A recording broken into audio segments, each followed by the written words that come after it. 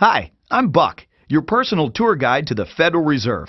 I'm here to introduce you to one of the most complex but effective institutions in the United States. But don't worry, I'll explain it all in plain English. Just beside me is a road map of where we're going. Together, we'll walk through the Federal Reserve System, literally. And along the way, I'll show you just what goes on around here and why it's important. By the end of this tour, you too will be able to explain the Federal Reserve in plain English. There is no other agency of government which can overrule actions that we take. There is no other agency of government which can overrule actions that we take. There is no other agency of government which can overrule actions that we take. That would effectively be a takeover of monetary policy by the Congress, a repudiation of the independence of the Federal Reserve, which would be highly destructive to the stability of the financial system, the dollar, and our national economic situation. The Federal Reserve does not own any gold at all. We have not owned gold since 1934.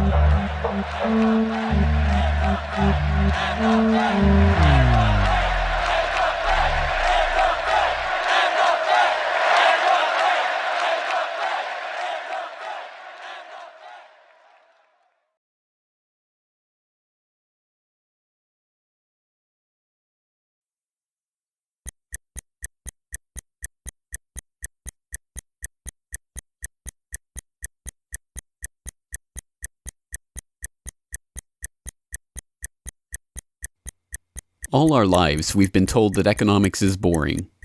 It's dull. It's not worth the time it takes to understand it. And all our lives, we've been lied to.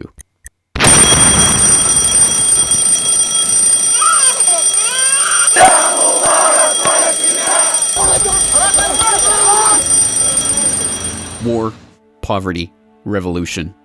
They all hinge on economics, and economics all rests on one key concept.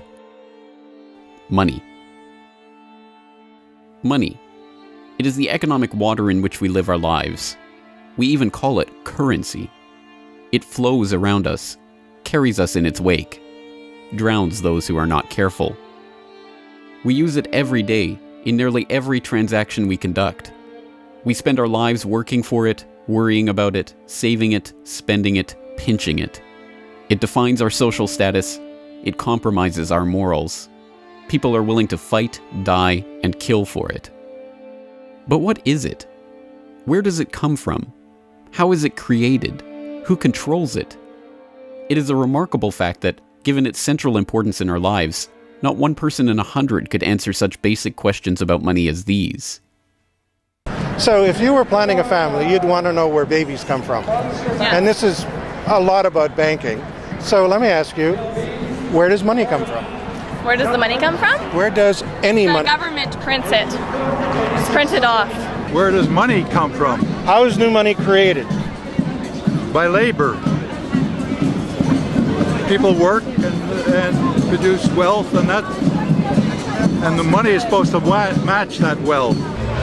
Where does money come from? Well, I have a pretty different outlook on money. It actually comes from like trees, right? But why is this? How could we be so ignorant about a topic of such importance? Where does money come from is a basic, childlike question. So why is our only response the childlike answer meant as a joke? It grows on trees. Such a profound state of ignorance could not come about naturally. From the time we are children, we are curious about the world and eager to learn about the way it works. And what could lead to a better understanding of the way the world works than a knowledge of money, its creation and destruction? Yet discussion of this topic is fastidiously avoided in our school years and ignored in our daily life. Our monetary ignorance is artificial, a smokescreen that has been erected on purpose and perpetrated with the help of complicated systems and insufferable economic jargon. But it doesn't take an economist to understand the importance of money. Deep down, we all know that the wars, the poverty, the violence we see around us hinges on this question of money. It seems like a 1,000-piece jigsaw puzzle just waiting to be solved. And it is. The puzzle pieces, taken together, create an image of the Federal Reserve, America's central bank and the heart of the country's banking system. Despite its central importance to the economy, relatively few have heard of it, and fewer still know what it is, despite the bank's attempts at self-description. Our economy runs on a complex system of exchange of goods and services, in which money plays a key part. Coin, currencies, savings, and checking accounts, the overall supply of money is managed by the Federal Reserve.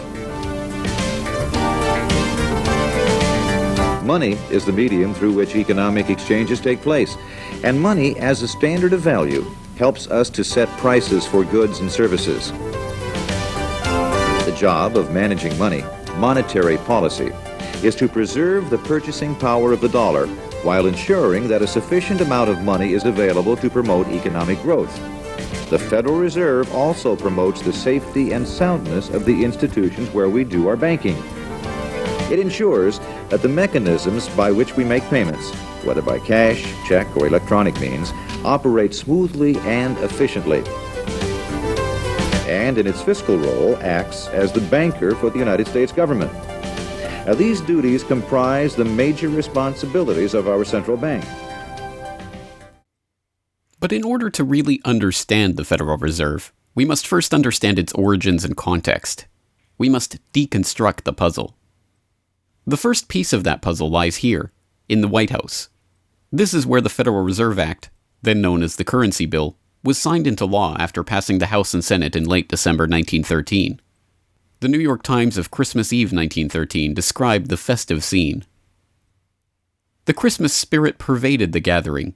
While the ceremony was a little less impressive than that of the signing of the Tariff Act on October 3rd last in the same room, the spectators were much more enthusiastic and seized every occasion to applaud. There in the White House that fateful December evening, President Wilson signed away the last veneer of control over the American money supply to a cartel, a well-organized gang of crooks so successful, so cunning, so well hidden that even now, a century later, few know of its existence, let alone the details of its operations. But those details have been openly admitted for decades. Of course, just as we have been taught to find economics boring, we have been taught that this story is boring. This is the way the Federal Reserve itself tells it.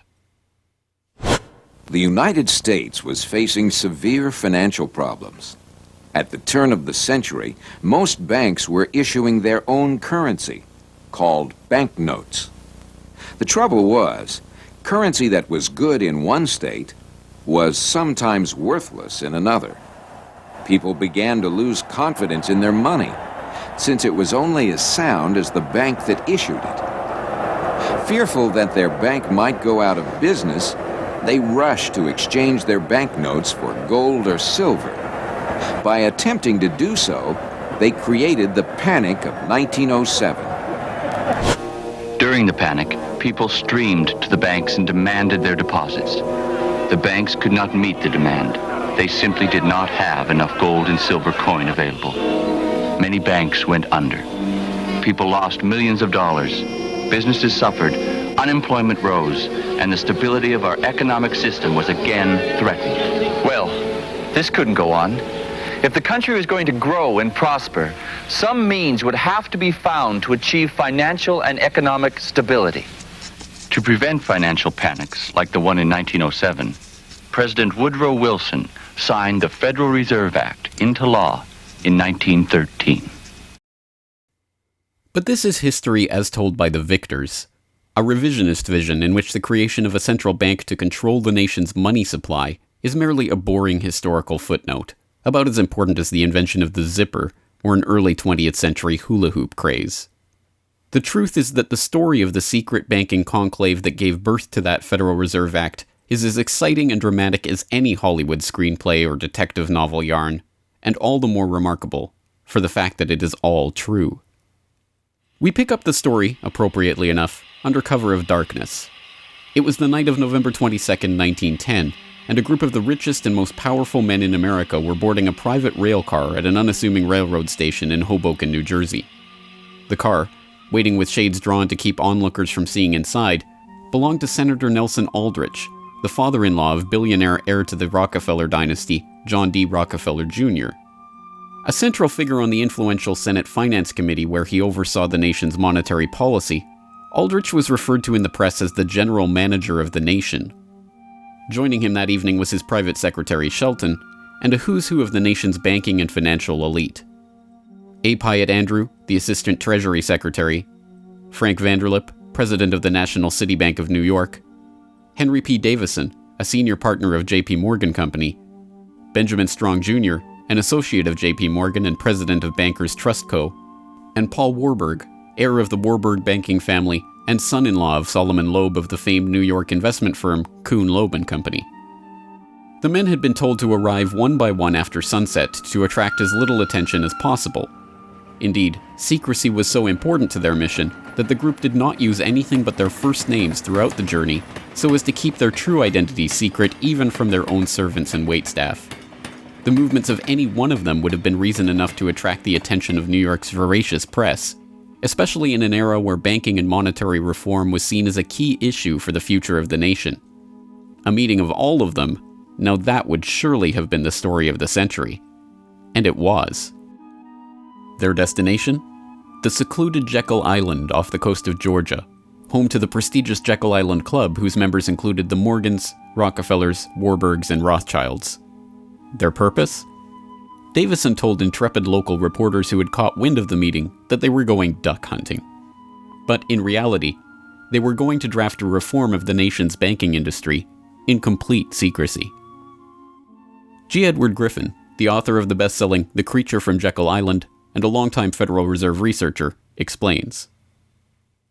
What happened is that the banks decided that since there was going to be legislation anyway to control their industry, that they wouldn't just sit back and wait and see what happened and cross their fingers that it would be okay.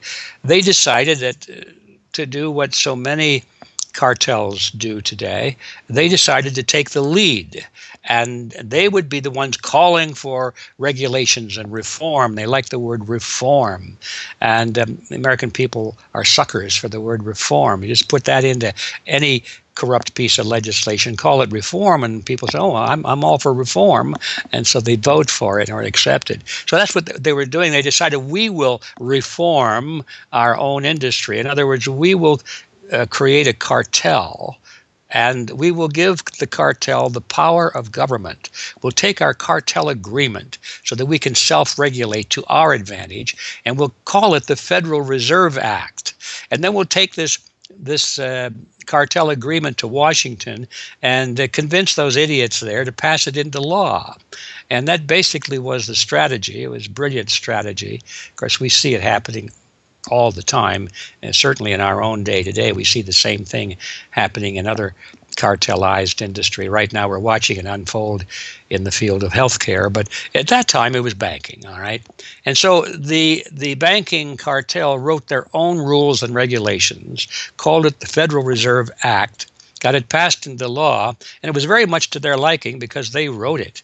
And in essence, what they had created is a set of rules which made it possible for themselves to regulate their industry, but they went even beyond that. In fact, it's clear to me when I was reading their letters and their conversations at the time and the debates that they never dreamed that Congress would go along and also give them the right to issue the nation's money supply. I mean, not only were they now going to regulate their own industry, which is what they started out as wanting to do, but they got this incredible gift that they didn't dream would be given to them, although they were negotiating for it. And that was Congress gave them the authority to issue the nation's money. And Congress gave away the sovereign right to issue the nation's money to the private banks. And so all of this was in the Federal Reserve Act, and the American people were joyous because they were told and they were convinced that this was finally a means of controlling this big creature from Jekyll Island. Amazingly enough, they were successful, not just in conspiring to write the legislation that would eventually become the Federal Reserve Act, but in keeping that conspiracy a secret from the public for decades. It was first reported on in 1916 by Bertie Charles Forbes, the financial writer who would later go on to found Forbes magazine. But it was never fully admitted until a quarter century later, when Frank Vanderlip wrote a casual admission of the meeting in the February 9th, 1935 edition of the Saturday Evening Post. I was as secretive, indeed as furtive, as any conspirator. I do not feel it is any exaggeration to speak of our secret expedition to Jekyll Island as the occasion of the actual conception of what eventually became the Federal Reserve System. Over the course of their 9 days of deliberation at the Jekyll Island Club, they devised a plan so overarching, so ambitious, that even they could scarcely imagine that it would ever be passed by Congress. As Vanderlip put it, discovery of our plan, we knew, simply must not happen, or else all our time and effort would be wasted. If it were to be exposed publicly that our particular group had got together and written a banking bill, that bill would have no chance whatever of passage by Congress. So what precisely did this conclave of conspirators devise at their Jekyll Island meeting? A plan for a central banking system to be owned by the banks themselves, a system which would organize the nation's banks into a private cartel that would have sole control over the money supply itself. At the end of their 9-day meeting, the bankers and financiers went back to their respective offices, content in what they had accomplished. The details of the plan changed between its 1910 drafting and the eventual passage of the Federal Reserve Act, but the essential ideas were there. But ultimately, this scene on Jekyll Island, too, is just one piece of a larger puzzle. And like any other puzzle piece, it has to be seen in its wider context for the bigger picture to become visible. To understand the other pieces of the puzzle and their importance in the creation of the Federal Reserve, we have to travel backward in time. The story begins in late 17th century Europe. The 9 Years' War is raging across the continent as Louis XIV of France finds himself pitted against much of the rest of the continent over his territorial and dynastic claims. King William III of England, devastated by a stunning naval defeat, commits his court to rebuilding the English navy. There's only one problem: money. The government's coffers have been exhausted by the waging of the war, and William's credit is drying up. A Scottish banker, William Patterson, has a banker's solution. A proposal to form a company to lend £1 million to the government at 6% plus £5,000 management fee, with the right of note issue. By 1694, the idea has been slightly revised, a £1.2 million loan at 8% plus £4,000 for management expenses. But it goes ahead. The magnanimously titled Bank of England is created. The name is a carefully constructed lie, designed to make the bank appear to be a government entity. But it is not. It is a private bank owned by private shareholders for their private profit, with a charter from the king that allows them to print the public's money out of thin air and lend it to the crown. What happens here at the birth of the Bank of England in 1694 is the creation of a template that will be repeated in country after country around the world. A privately controlled central bank lending money to the government at interest, money that it prints out of nothing. And the jewel in the crown for the international bankers that creates this system is the future economic powerhouse of the world, the United States. In many important respects, the history of the United States is the history of the struggle of the American people against the banksters that wish to control their money. By the 1780s, with colonies still fighting for independence from the crown, the bankers will get their wish. In 1781, the United States is in financial turmoil. The Continental, the paper currency issued by the Continental Congress to pay for the war, has collapsed from overissue and British counterfeiting. Desperate to find a way to finance the end stages of the war, Congress turns to Robert Morris, a wealthy shipping merchant who was investigated for war profiteering just 2 years earlier. Now, as Superintendent of Finance of the United States from 1781 to 1784, he is regarded as the most powerful man in America, next to General Washington. In his capacity as Superintendent of Finance, Morris argues for the creation of a privately owned central bank deliberately modeled on the Bank of England that the colonies were supposedly fighting against. Congress, backed into a corner by war obligations and forced to do business with the bankers just like King William in the 1690s, acquiesces and charters the Bank of North America as the nation's first central bank. And exactly as the Bank of England came into existence loaning the British Crown £1.2 million, the BNA started business by loaning $1.2 million to Congress.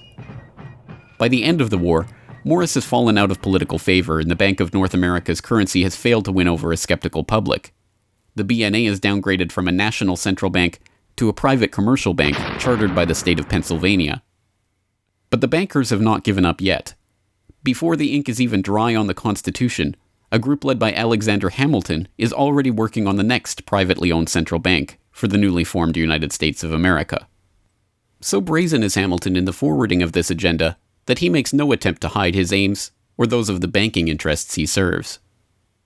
A national debt, if it is not excessive, will be to us a national blessing, he wrote in a letter to James Duane in 1781. It will be a powerful cement of our union. It will also create a necessity for keeping up taxation to a degree which, without being oppressive, will be a spur to industry. Opposition to Hamilton and his debt-based system for establishing the finances of the U.S. is fierce. Led by Jefferson and Madison, the bankers and their system of debt enslavement is called out for the force of destruction that it is, with Thomas Jefferson writing, "The spirit of war and indictment, since the modern theory of the perpetuation of debt, has drenched the earth with blood and crushed its inhabitants under burdens ever accumulating." Still, Hamilton proves victorious. The first Bank of the United States is chartered in 1791 and follows the pattern of the Bank of England and the Bank of North America almost exactly. A privately owned central bank with the authority to loan money that it creates out of nothing to the government. In fact, it is the very same people behind the new bank as were behind the old Bank of North America.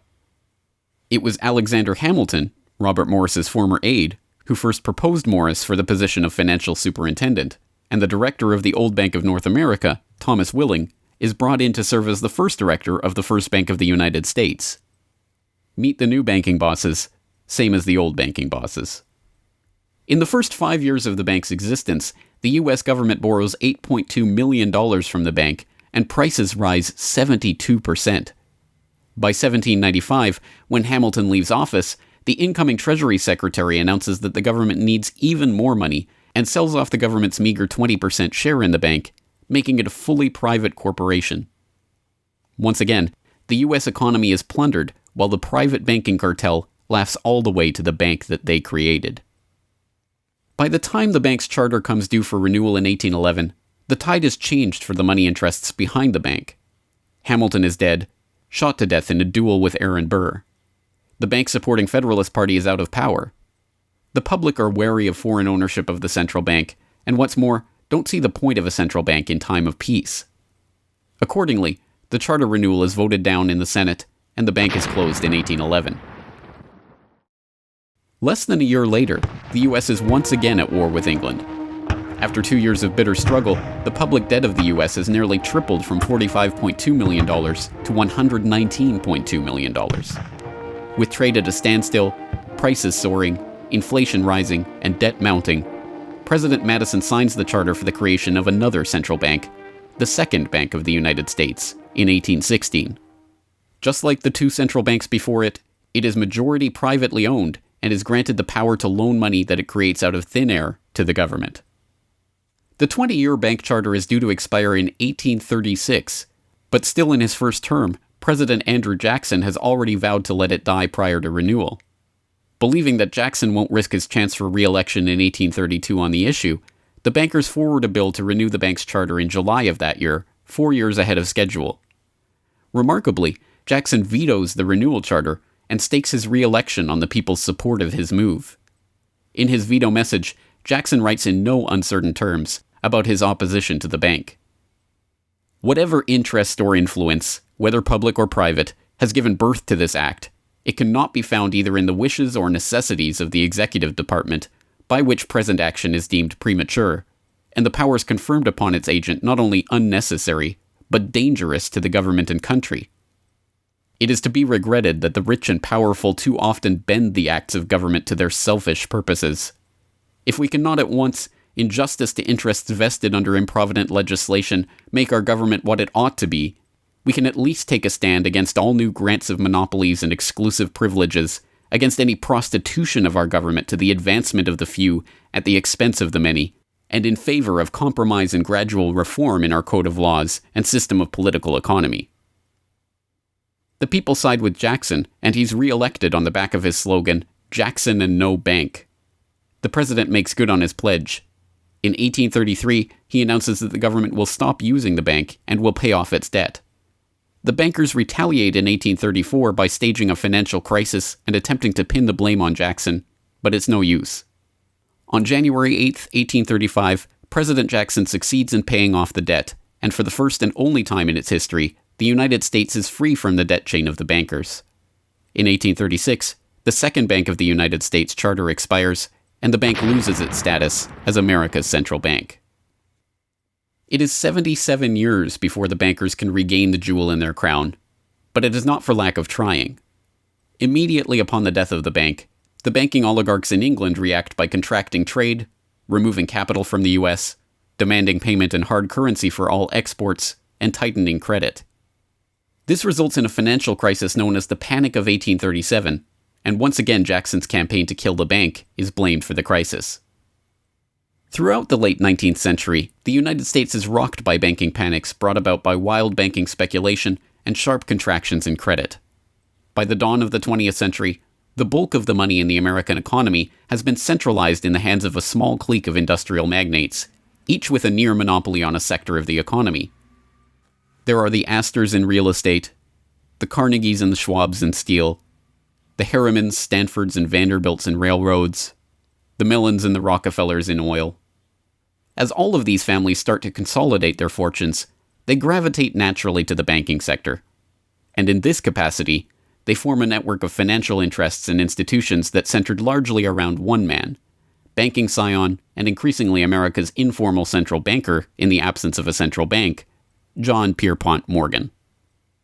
John Pierpont Morgan, or Pierpont as he prefers to be called, is born in Hartford, Connecticut in 1837 to Junius Spencer Morgan, a successful banker and financier. Morgan rides his father's coattails into the banking business, and by 1871 is partnered in his own firm, the firm that was eventually to become J.P. Morgan & Company. It is Morgan who finances Cornelius Vanderbilt's New York Central Railroad. It is Morgan that finances the launch of nearly every major corporation of the period, from AT&T to General Electric to General Motors to DuPont. It is Morgan who buys out Carnegie and creates the United States Steel Corporation, America's first billion-dollar company. It is Morgan who brokers a deal with President Grover Cleveland to save the nation's gold reserves by selling $62 million worth of gold to the Treasury in return for government bonds.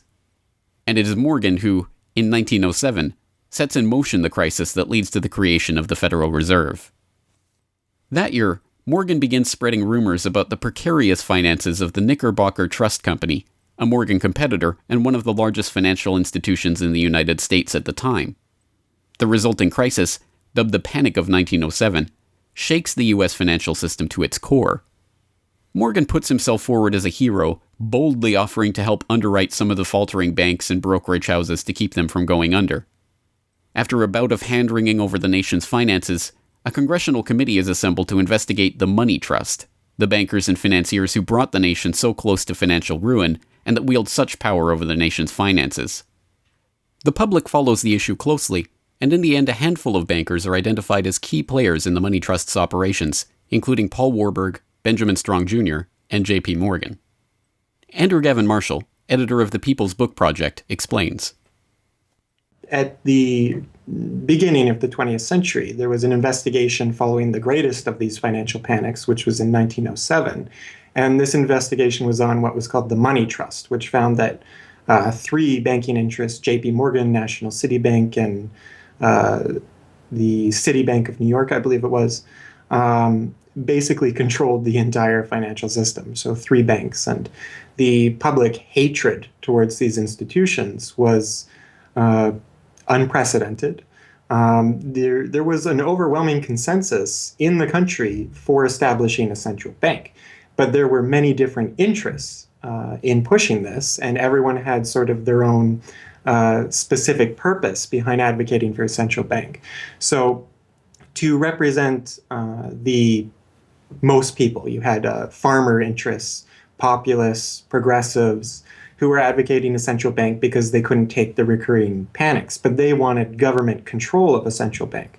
They wanted it to be exclusively under the public control because they despised and feared the New York banks as wielding too much influence. So for them, a central bank would be a way to curb the power of these private financial interests. On the other hand, those same financial interests were advocating for a central bank to serve as a source of stability for their control of the system, also to act as a lender of last resort to them, and so that they would never have to face collapse, but also in order to exert more control through a central bank.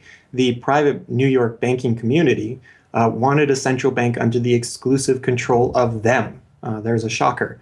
So you had all these various different interests which converged.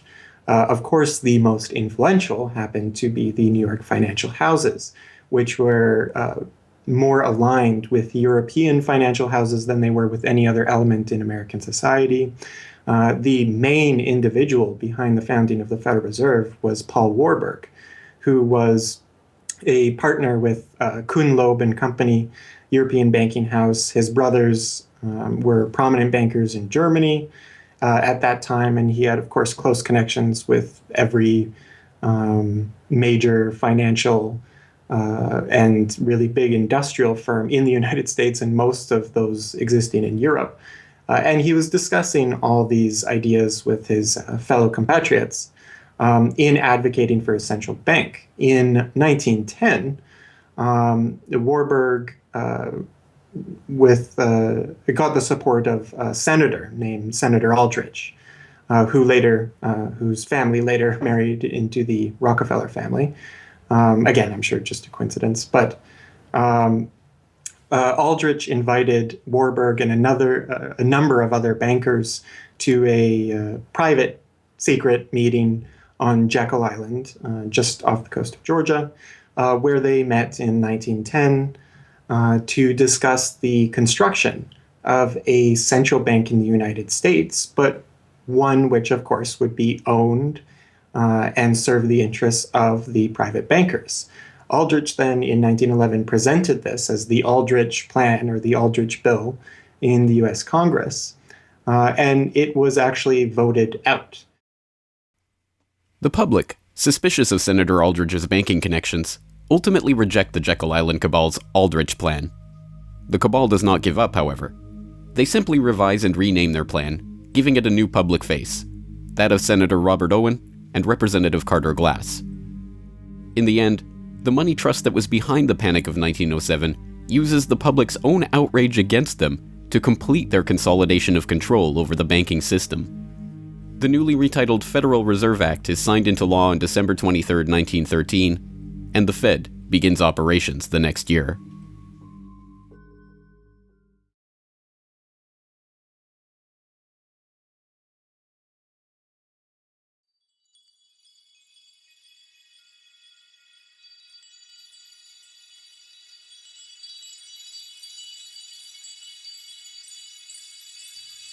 So how does the Federal Reserve System work? What does it do? Who owns and controls it? These are the basic questions that would get to the heart of the fundamental question, what is money? And that is why the answer to these questions have been shrouded in impenetrable economic jargon. Even the Federal Reserve's own educational propaganda, which has an unusual tendency towards cutesy animation and talking down to its audience, has a difficult time summarizing the Fed's mission and responsibilities. According to the Fed, to achieve these goals, the Fed, then and now, combines centralized national authority through the Board of Governors, remember that on the map, with a healthy dose of regional independence through the reserve banks. A third entity, the Federal Open Market Committee, brings together the expertise of the first two in setting the nation's monetary policy. Precisely what imaginary gaggle of schoolchildren is this economic gibberish aimed at? The simple truth, hidden behind the sleight of hand of economic jargon and magisterial titles, is that a banking cartel has monopolized the most important item in our entire economy: money itself. We are taught to think of money as the pieces of paper printed in government printing presses or coins minted by government mints.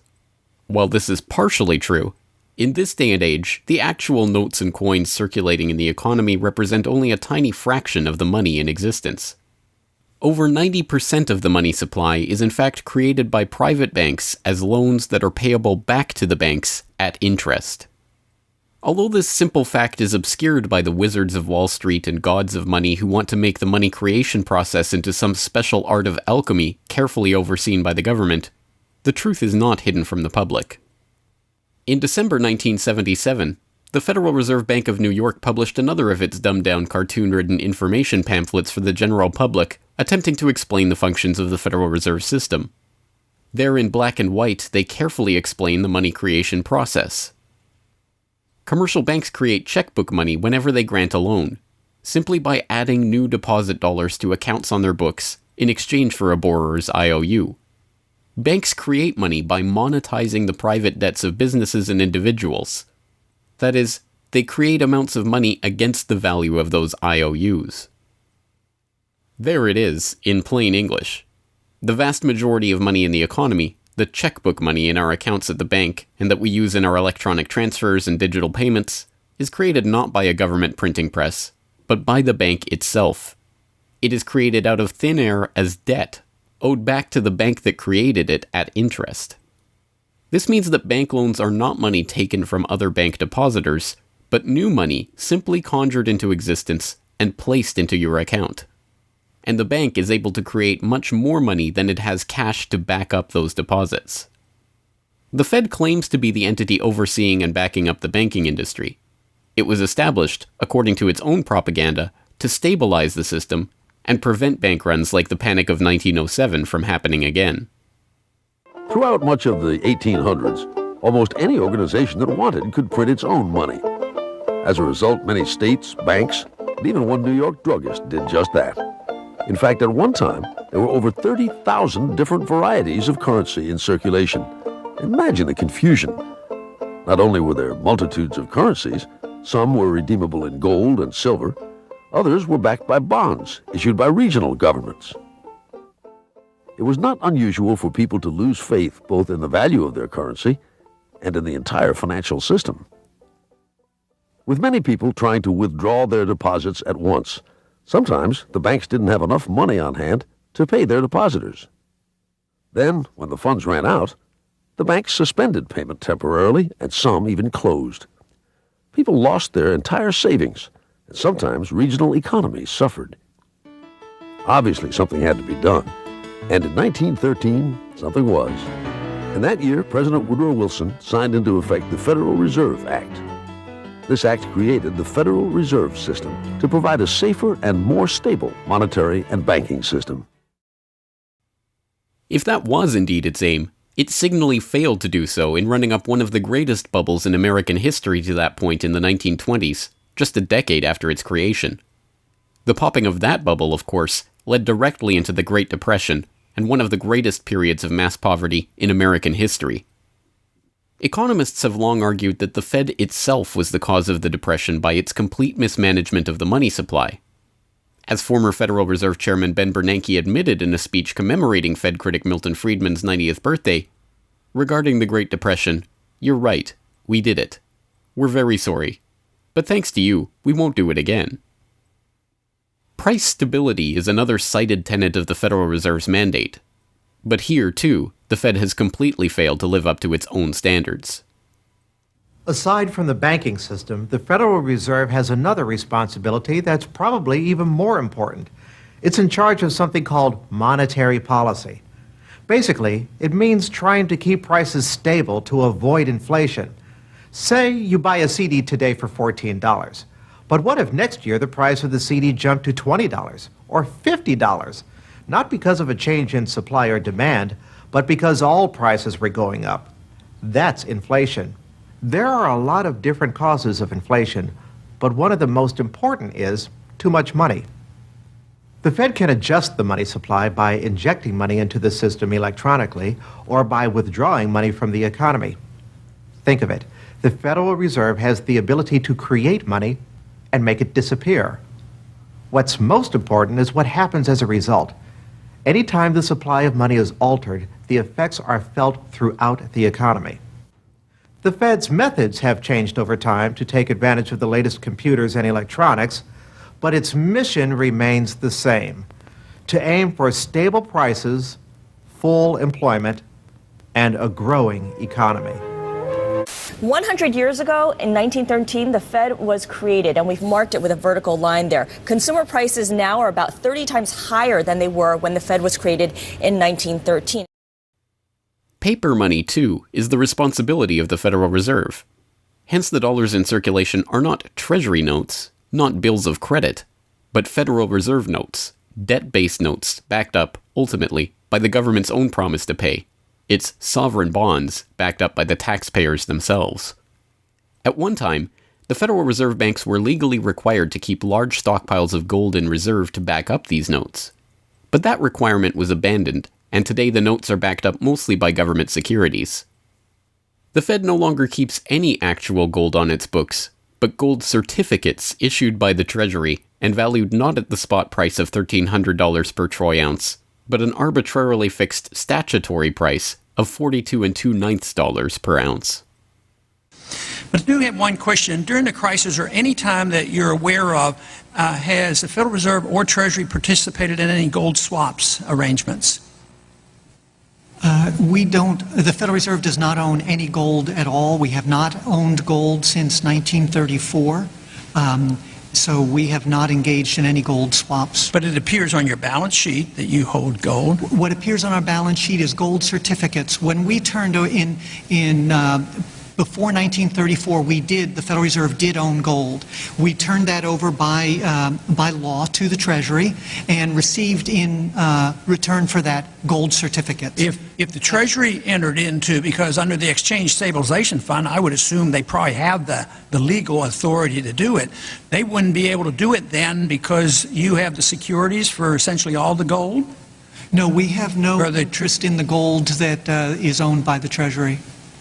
We have simply an accounting document that is called gold certificates that represents the value at a statutory rate and still that we gave to the Treasury in 1930. And still measured at $42 an ounce, which makes no sense whatsoever.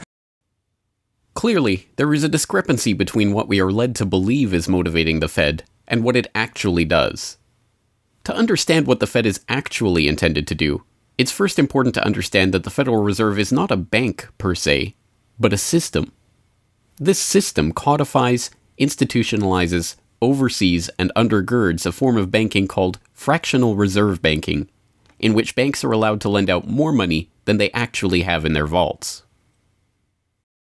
The whole process starts, the process of decay and corruption starts with something called fractional reserve banking. That's the technical name for it. And what that really means is that as the banking institution developed over several centuries, starting, of course, in Europe, it developed the practice of legalizing a certain dishonest accounting procedure. In other words, in the very, very beginning, if you want to go all the way back, people would bring their gold or silver to the banks for safekeeping.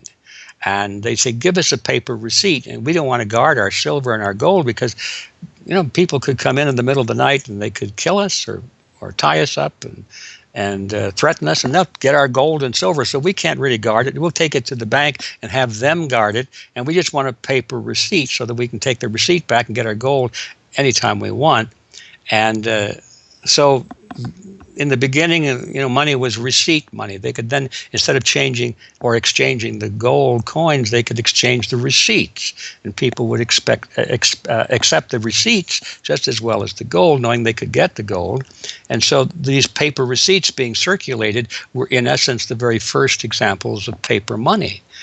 Well, the banks learned early on that game that here they were sitting on this pile of gold and all these paper receipts out there. People weren't bringing the receipts in anymore. Very few of them, maybe 5%, maybe 7% of the people would bring in their paper receipts and ask for the gold. So they said, why don't we just sort of give more receipts out than we have gold? They'll never know because we only are asked at the best 7% of it, so we can create more receipts for gold than we have, and we can collect interest on that because we'll loan that into the economy and we'll charge interest on this money that we don't really have. And it's a pretty good gimmick, don't you think? And they, well, yeah, of course. And so that's how fractional reserve banking started. And now it's institutionalized, and they teach it in school. No one ever questions the integrity of it or the ethics of it. They say, well, that's the way banking works. And isn't it wonderful that we now have this flexible currency and we have prosperity and all of this sort of thing? So it all starts with this concept of fractional reserve banking. The trouble is with that is it works most of the time, but every once in a while there are a few ripples that come along that are a little bit bigger than the other ripples, and maybe one of them is a wave, and more than 7% will come in and ask for their gold. Maybe 20% will come in, or 30%. And well, now the banks are embarrassed because the fraud is exposed. They say, well, we don't have your gold. What do you mean you don't have my gold? I gave it to you and put it on deposit, and you said you'd safeguard it. Well, we don't have it. We loaned it out. So then the word gets out, and everybody and their uncle comes and lines up for their gold. And of course, they don't have it, and the banks are closed. They have bank holidays, and the banks are embarrassed. They go out of business. People lose their savings, and you have these terrible banking crashes that were ricocheting all around the world prior to this time.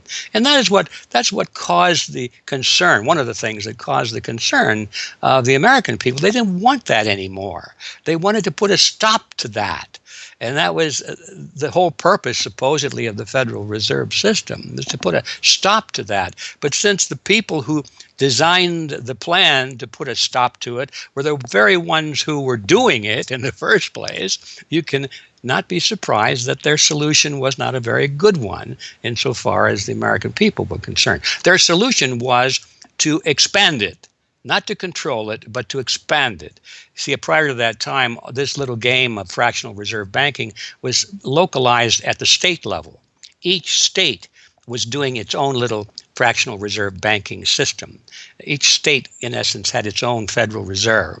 Central banks were authorized by state law to do this sort of thing, and that was causing all this problem. And so the Federal Reserve came along and said, well, no, we're not going to do this at the state level anymore because look at all the problem it's causing. We're going to consolidate it all together, and we're going to do it at the national level.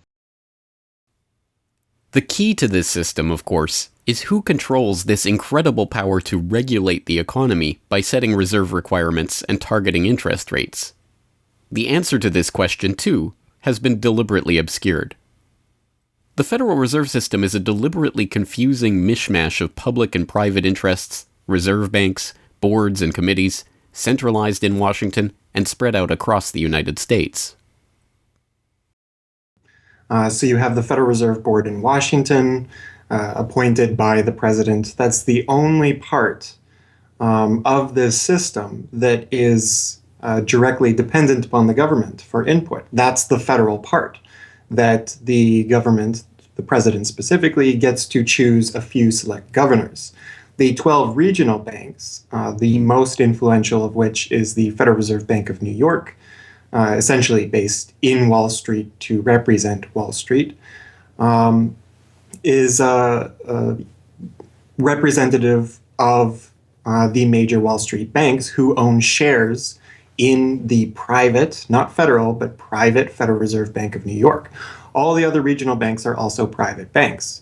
They vary according to how much influence they wield, but the Kansas City Fed is influential, the St. Louis Fed, the Dallas Fed. But the New York Fed is really the center of this system. And precisely because it represents the Wall Street banks who appoint the leadership of the New York Fed. So the New York Fed has a lot of public power, but no public accountability. It has no oversight. It does not answer to Congress the way that the chairman of the Federal Reserve Board of Governors does. And even then, the chairman of the Fed, of the Federal Reserve Board, who is appointed by the president, does not answer to the president. He does not answer to Congress. He goes to Congress to testify, but the policy that they set is independent. So they have no input from the government. The government can't tell them what to do, legally speaking. And of course, they don't.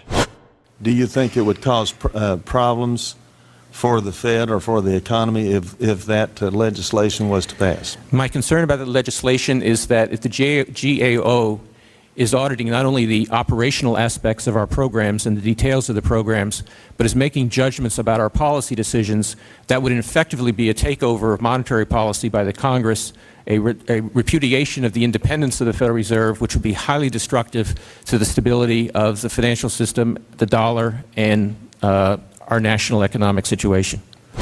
The Federal Open Market Committee is responsible for setting interest rates. Now, this committee, which is enormously powerful, has as its membership the governor and vice chair of the Federal Reserve Board.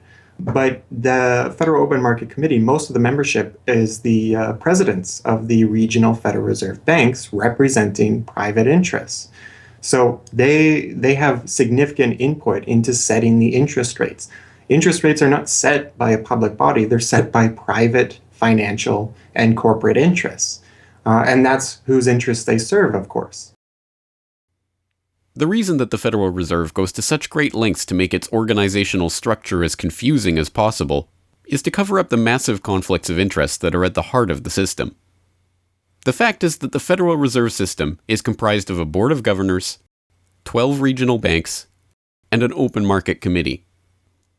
The privately owned member banks of each Federal Reserve Bank vote on the majority of the Reserve Bank's directors, and the directors vote on members to serve on the Federal Open Market Committee, which determines monetary policy. What's more, Wall Street is given a prime seat at the table, with tradition holding that the president of the powerful New York Federal Reserve Bank be given the vice chairmanship of the FOMC and be made a permanent committee member.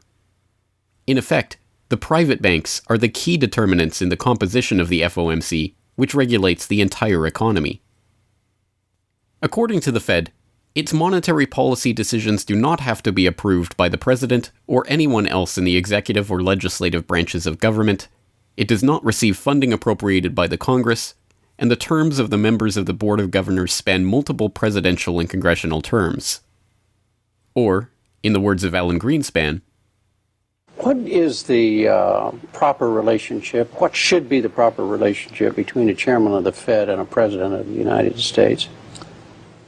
Well, first of all, the Federal Reserve is an independent agency, and that means basically that there is no other agency of government which can overrule actions that we take. The Fed goes on in its self-mythologization to state that it is not a private, profit-making institution. This characterization is dishonest at best, and an outright lie at worst.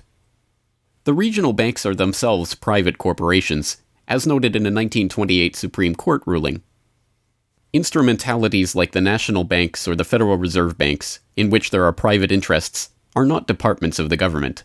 They are private corporations in which the government has an interest. This point is even admitted by the Federal Reserve's own senior counsel.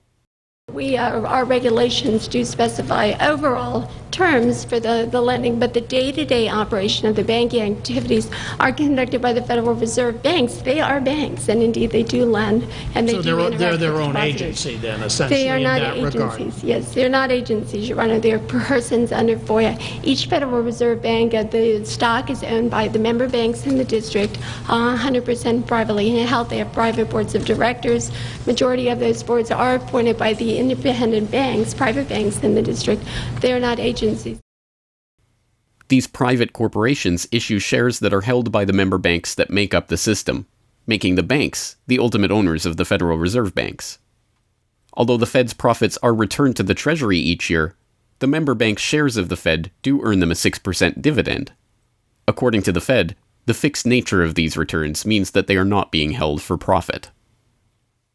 Despite the dishonest nature of this description, however, it is important to understand that the bankers who own the Federal Reserve indeed do not make their money from the Fed directly.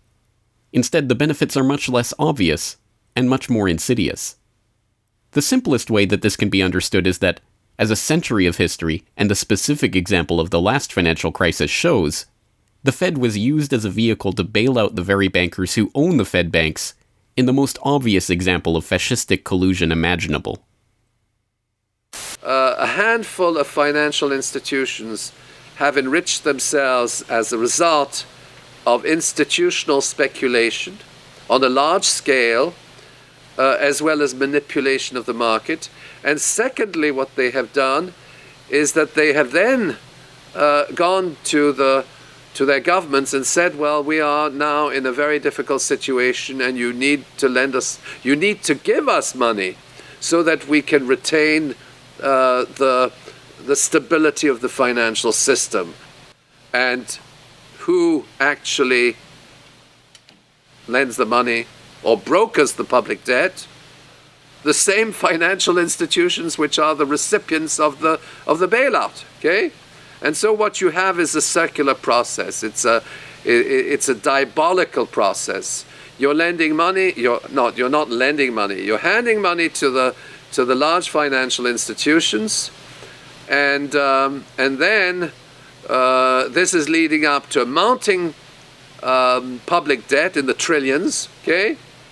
And then you say to the financial institutions, we need to establish a new set of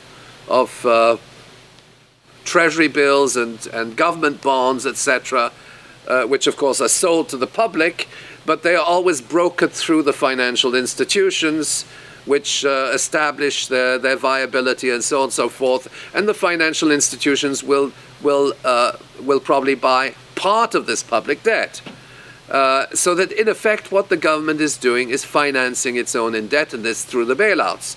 It hands money to the banks, but to hand the money to the banks, it becomes indebted to those same financial institutions, and then it says, well, we now have to emit large amounts of public debt. Please, can you help us? And then the banks will say, well, your books are not quite in order. And then the government will say, well, obviously they're not in order because we've just handed you $1.4 trillion of bailout money, and we're now in a very difficult situation, so we need to borrow money from the people who are, in fact, the recipients of the bailout. So this is really what we're dealing with. We're dealing with a circular process. The 2008 crisis and subsequent bailouts are merely the latest and most brazen examples of the fundamental conflicts of interest at the heart of America's privately owned central banking system.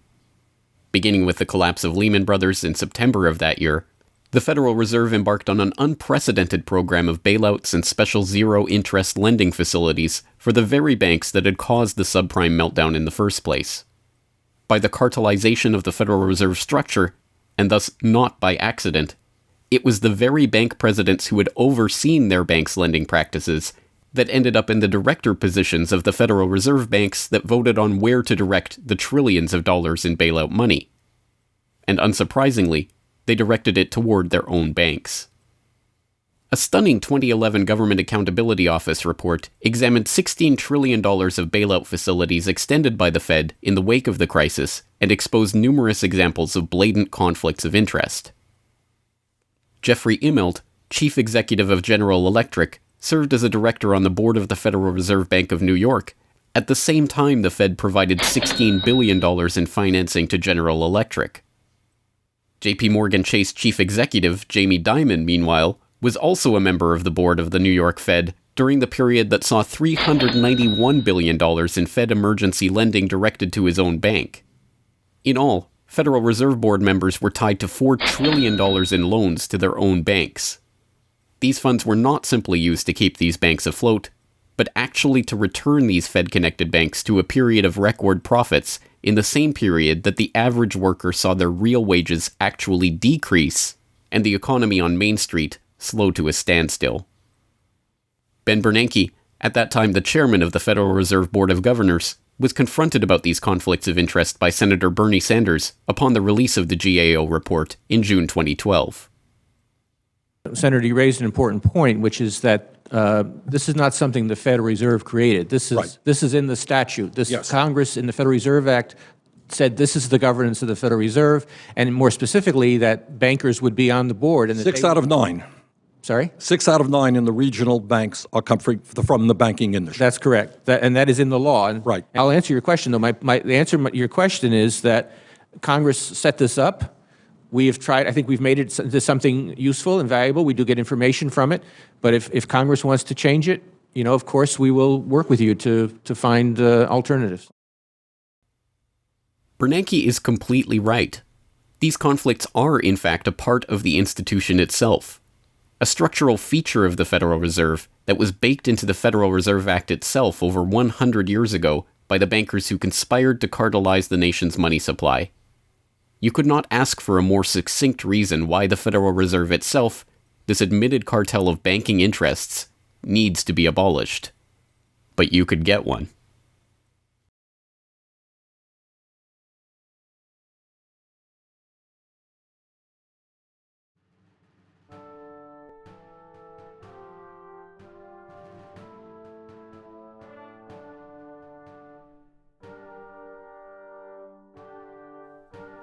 We now know that for centuries, the people of the United States have been at war with the international banking oligarchs.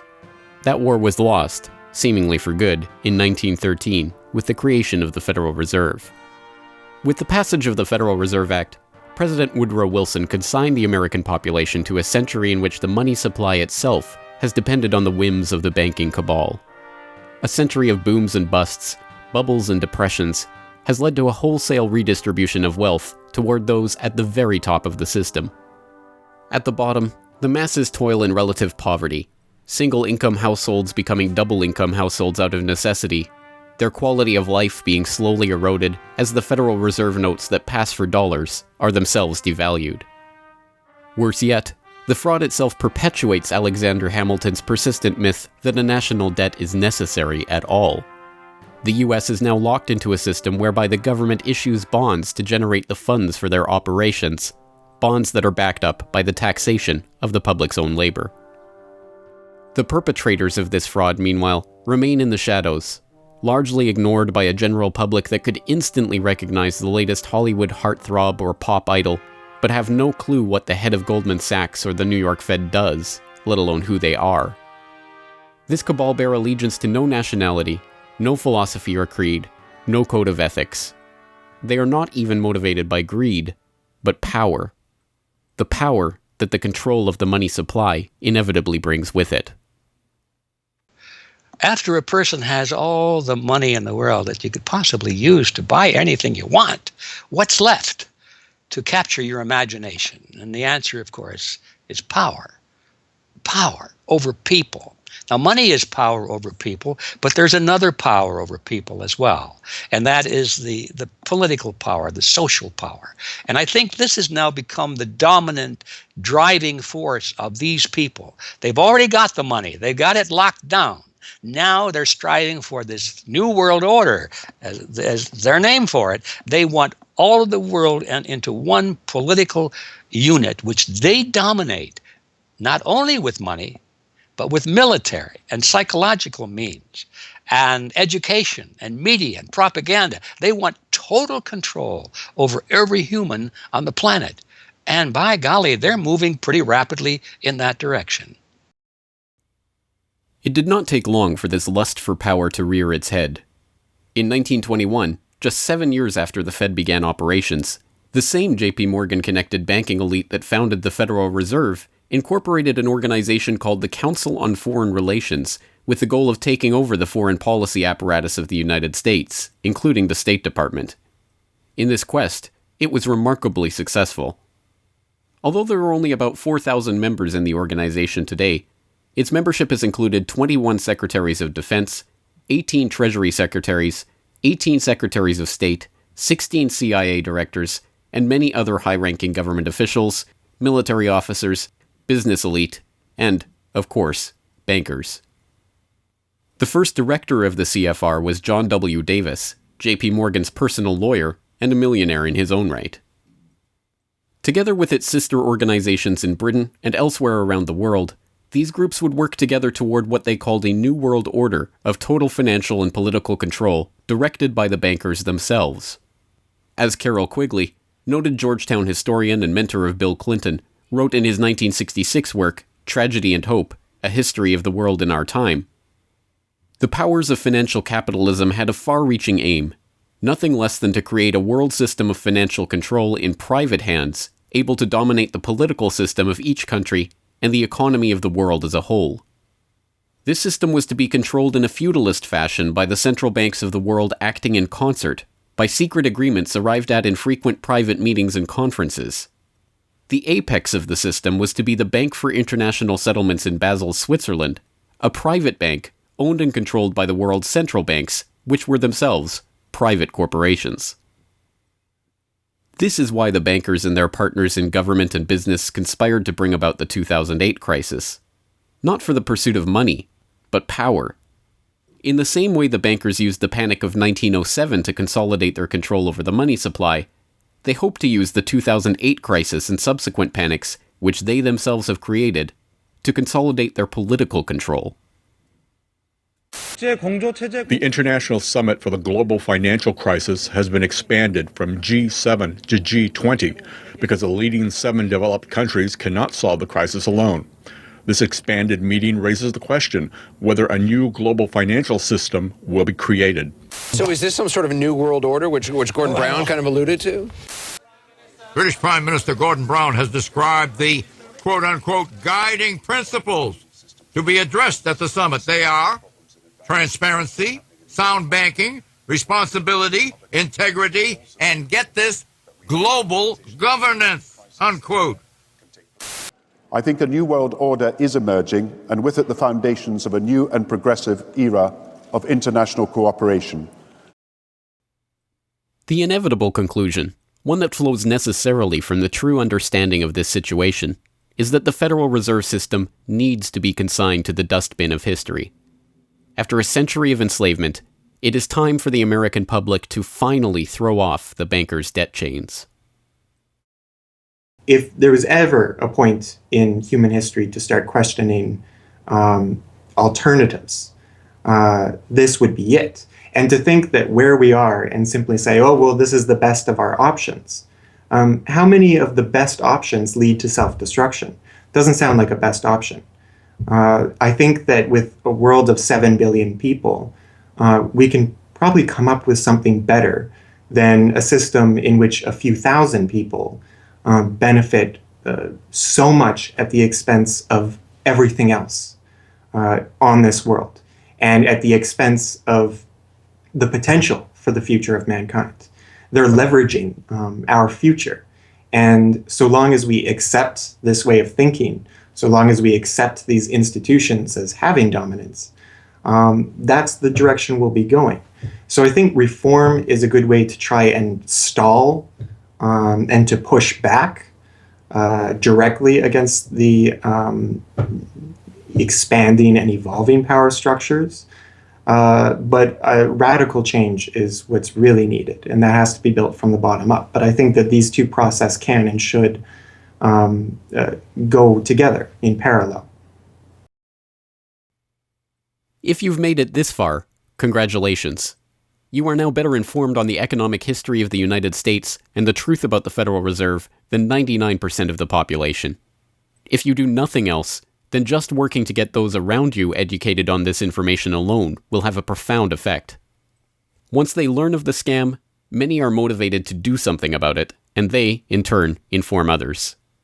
This is the viral nature of suppressed truth, and it is the reason that more people are aware of and energized by the issue of the Federal Reserve and the nature of money than ever before. Perhaps even more amazingly, this movement is spreading to other parts of the globe. Recognizing the interlocking nature of the modern global economy and the international nature of the banking oligarchy, movements to abolish the Federal Reserve have sprung up in Europe, where protests against the cartelized central banking system are taking place in over 100 cities, attracting 20,000 people on a weekly basis. I started this movement because I realized that the Federal Reserve Act, in my opinion, is one of the most worst laws in the whole world. So a private banking company is lending America the money, and in my opinion, America is not any more democratic. The Federal Reserve tells the government what to do, and that's a problem. It's a very big problem, especially in the US. Why is it a global issue, and why are people doing it here in Germany?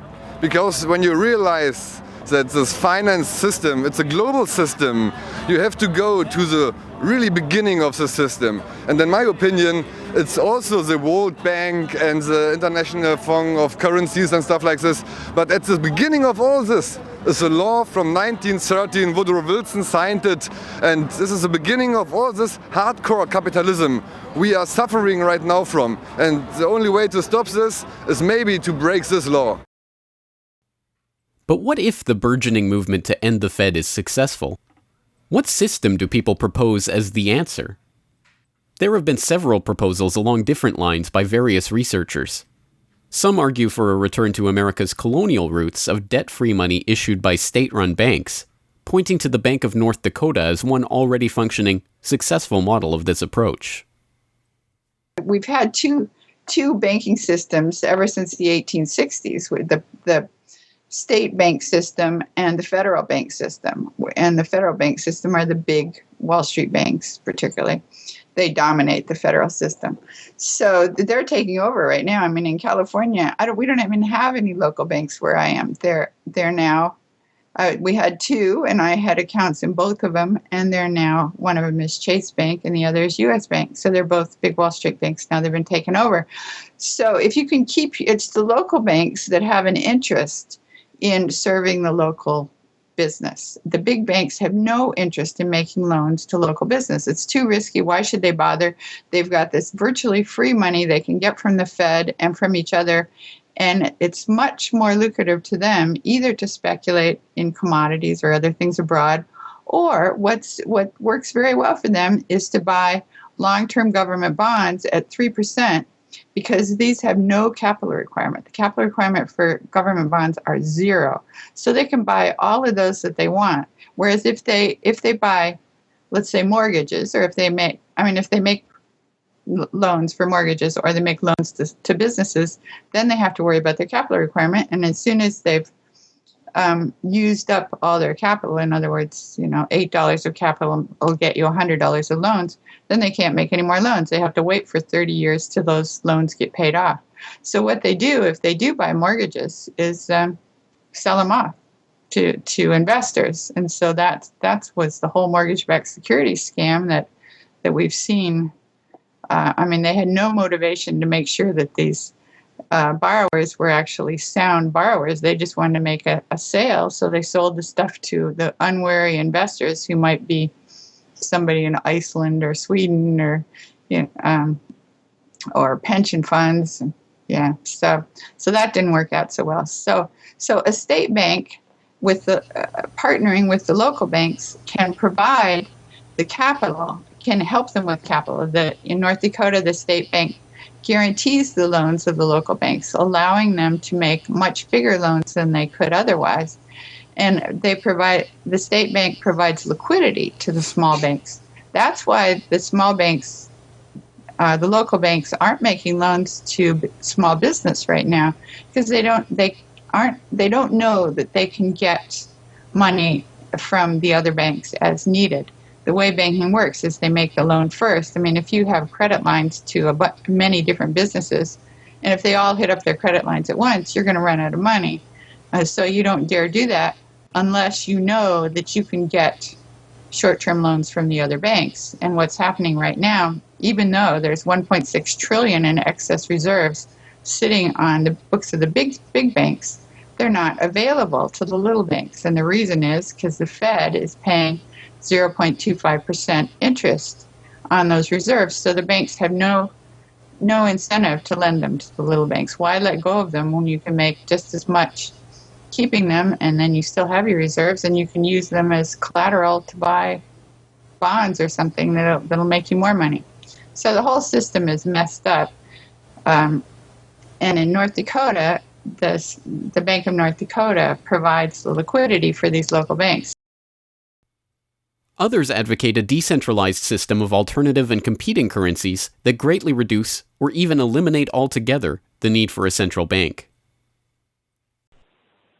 Well, 22 years ago in Ithaca, New York, I noticed that a lot of people, friends particularly, had skills and time that were not being employed or respected by the prevailing economy.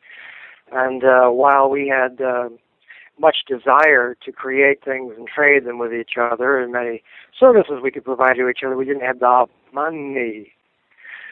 So Since I have a background in graphic design, journalism, and arrogance, I went to my computer and designed paper money for Ithaca, New York. Designed pretty colorful money, with pictures of children, waterfalls, and trolley cars, and denominated in hours of labor. 1 hour note, half hour, quarter, eighth hour note, 2 hour note, and then began to issue to each of the pioneer traders who had agreed to be listed in the directory a specific starter amount. And the game began. An hour has been worth an hour of basic labor, or $10 US, which at that time, 20 years ago, was double the minimum wage. People who usually expect more than $10 per hour of their service can charge multiple hours per hour, but the denomination puts between us as residents of our community that reminder that we are fellow citizens, not merely winners or losers scrambling for dollars. And it introduces us to each other on the basis of these skills and services that we have, that we are more proud to provide for each other than often is the case with a conventional job, just the stuff we have to do to get the money to pay the bills. So through that trading process, that more intimate scale process within the community, we're more easily able to become friends and lovers and political allies. It's an inspiring story, and tell people about how much money has circulated through this community. I mean, it's important for people to understand just how successful this has been. Because we're not a computer system, we don't have a specific volume of trading recorded, but by the grapevine, by phone surveys, and over the years watching the money move, we were able to guess very reliably at several $1 million equivalent of this money has transacted over those years, making loans without charging interest up to $30,000 value, which is the fundamental monetary revolution in our system. Then as well, making grants of the money to over 100 community organizations. Some argue for currencies whose mathematical nature prevent them from being merely conjured into existence whenever a federal government wants to wage another war of aggression or forge another link in the seemingly endless train of governmental tyranny and abuse. What people have to understand about Bitcoin is that it's a completely decentralized network. There's no central server, there's no controlling company, there's no office. It's just free software that anyone can download and start running on their computer anywhere in the world.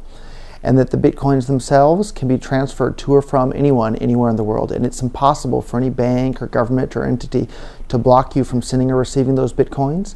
There's a limited supply of those Bitcoins. There will never, ever, ever be more than 21 million Bitcoins.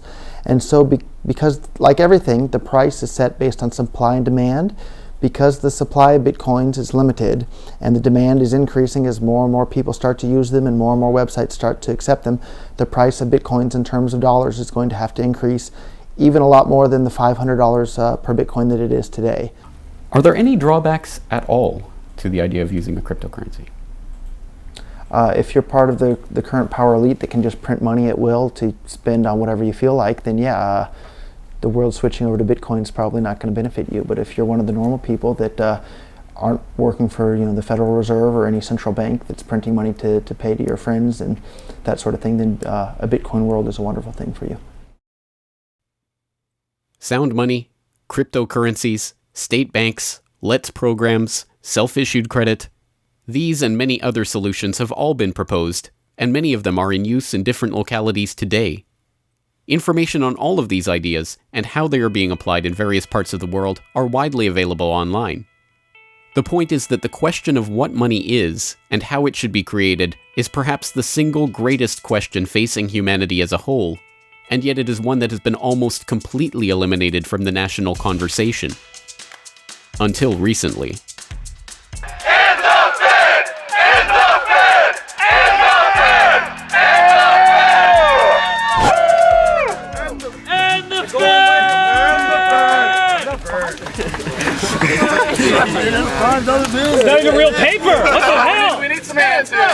And the Fed! And the Fed! And the Fed!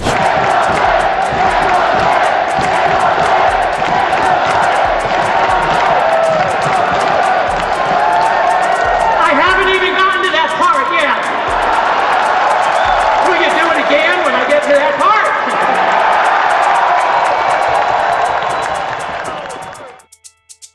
And so the rest of the story is now in our hands.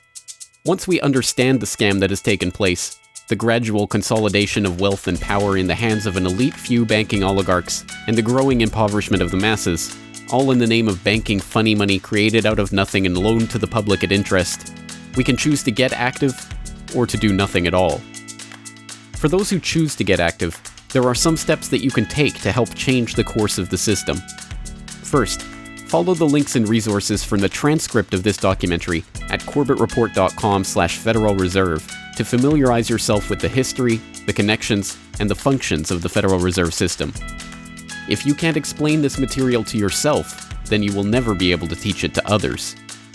Secondly, begin reaching out to others to bring them up to speed on the issue. It can be as simple as broaching this conversation in the Monday morning water cooler talk, or passing out a copy of this documentary, or sending out links to this information to your email list. Insert this topic into your conversations. When people start talking about the national debt, or the state of the economy, or other political talking points, get them to question the roots of these issues, and why there is a national debt at all. Thirdly, when you are able to find or create a group of like-minded people in your area who are engaged with the issue, start a study group on the issue and its solutions. The study group can help source alternative or complementary currencies in the local area, or, if none exist already, the group can form the basis for a community of local businesses and customers who are willing to start experimenting with ways to wean themselves off of the Federal Reserve notes. Fourthly, use the resources at corbettreport.com, including the Federal Reserve information flyer, or hold DVD screenings to attract interest in your group and draw others into studying the true nature of the monetary system. The work of building up an alternative to the current system can seem daunting, even at times overwhelming. But it is important to keep in mind that the Federal Reserve System that seems so monolithic today has only been around for 1 century. Central banks have been defeated in America before, and they can be defeated again. The question of how we decide to change this system is not rhetorical. It will either be answered by an informed, engaged, active population working together to create viable alternatives and to dismantle the current system, or it will be answered by the same banking oligarchy that has been controlling the money supply, and indeed the lifeblood of the country, for generations. Now, 1 century after the creation of the Federal Reserve System, we have a choice to make. Whether the next century, like the one before it, will be a century of enslavement, or, transformed by the actions and choices that we make in the light of this knowledge, a century of empowerment.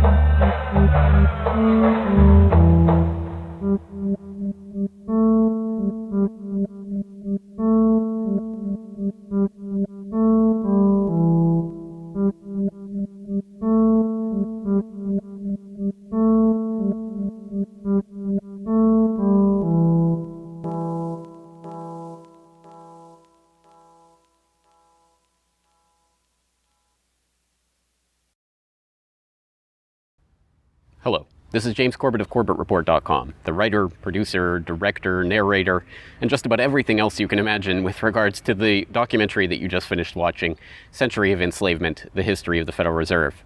As I mentioned towards the end of that documentary, if you've made it this far, then you are now better informed about the Federal Reserve, its origins, what it is, how it functions, and why it must be opposed than 99% of the general public. And if you've made it this far, then you are obviously one of the very few who is very eager and motivated to join the rising tide of free humanity that is seeking to throw off the debt chains of the banksters in the United States and around the world. And if you are so motivated, then I have some treats for you. I have some resources that I'd like to direct you to. As I mentioned again towards the end of that documentary, there are some resources up at corbettreport.com that I hope will help you in your quest to better inform yourself and better inform others about the Federal Reserve System. Because once again, if you can't explain this to yourself, then how could you ever hope to explain it to anyone else? So I think the first quest that we must all engage in is to improve our own understanding of the Federal Reserve System and how it functions, and then to spread that information to others. And on that note, once again, if you go to corbettreport.com, you'll be able to find, first and foremost, this documentary itself is, of course, 100% freely available online, which you would know because you're watching this right now. So, of course, there will be links to the YouTube version of this documentary or the downloadable MP4 version on my website. There's also audio MP3 files available for download. All of those, again, freely open to the public, and I do encourage you to send them out to others if you do find it to be a valuable resource yourself. And once you're there at corbettreport.com, you'll find not only the documentary itself, but also a transcript of the documentary, complete with hyperlinks to all of the source documents, videos, articles, all of the information that was used to compile this documentary. So I hope that will be a valuable resource, again, for people who are looking to put this information together in a way that makes sense in their own head, and so that they can see where all of this information is coming from, much of it sourcing from the Federal Reserve itself. So I hope that the hyperlinked transcript will be valuable to people out there who are seeking to broaden their understanding of these topics. And you will also find there a news information pamphlet that I have put together with the help of Mike Krentz of MikeKrentz.com, a graphic designer who's helped me out a lot behind the scenes on the website. As you can tell from the graphics on this documentary, I'm not a graphic designer myself by trade or by training. So I certainly do appreciate Mike's help in putting this information pamphlet together. And this is just a few points that have been addressed in this video, informational points about the Federal Reserve, what it is, and some interesting little teasers to get people interested in this information. You can download and print this off from corbettreport.com and use it however you like, handing it out to people on the street, using it as a discussion point if you hold a DVD screening, if you want to just post it up in public areas, only where allowed by law, of course. Once again, this is freely available for download and for you to print out and to use to help spread information about the Federal Reserve System. And it's available both in color and black and white and should print nicely onto standard 8.5 by 11 letter size paper.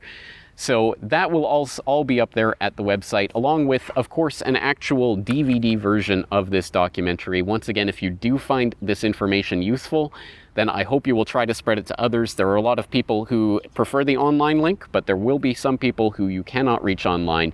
For those people, and for yourself, if you so desire, here is a physical hard copy that you can order from corbettreport.com for 2,000 Japanese yen. That's about 20 Federal Reserve notes. Because unfortunately, we are trapped in this debt-based bankster-led system, so we do all require these pieces of paper in order to put a roof over our head and food on the table, myself included. So your support is obviously greatly appreciated. And for that 2,000 Japanese yen, about 20 Federal Reserve notes, you'll receive this documentary. Disc 1 containing the documentary itself. Disc 2, the full 1-hour interview with G. Edward Griffin. So I think, again, a valuable resource for people who are looking for more information about the Federal Reserve. So that's available at corbettreport.com, along with all of this that we've talked about here, the information pamphlet, the hyperlink transcript, all of the various formats this is available in. Once again, I've tried to make this as straightforward as possible and also as detailed as possible so that you can start to further your own exploration and understanding of this system that we're facing. Once again, of course, any way that you choose to get this information out to others is greatly appreciated, but if you do want to send the Corbett Report links around, the best one to use is corbettreport.com/Federal Reserve. That will have the documentary in the YouTube format, it will have the downloadable MP3 and MP4 formats, it will have the transcript, it will have the downloadable information pamphlet, And it will also have a link to buy the DVD. So all of that will be there at corbettreport.com/Federal Reserve. Please send people there if you're going to send people anywhere. So once again, I really do salute you for taking time out of your busy day, out of your schedule, to devote yourself to watching and learning and understanding this material, and to helping spread this information and awareness to others, because it is only together that we will ever be able to form the movement that will ultimately turn the tide against the banksters and defeat the Federal Reserve and all of the similarly privately controlled central banks all around the world. So once again, thank you for your time and attention. I'm James Corbett of CorbettReport.com.